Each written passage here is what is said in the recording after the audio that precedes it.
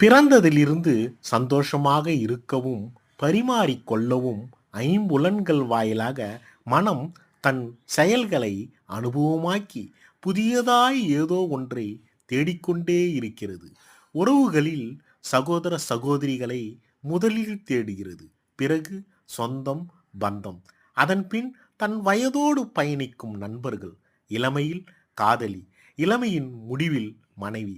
மனைவியைத் தொடர்ந்து குழந்தை, பேரன், பேத்தி. இப்படி எத்தனையோ. மனம் இறக்கும் வரை உறவுகளுக்காகவும் மற்றும் தன் சந்தோஷங்களுக்காகவும் அனுபவங்கள் மூலமாக புதியதாய் ஏதோ ஒன்றை தேடுகிறது.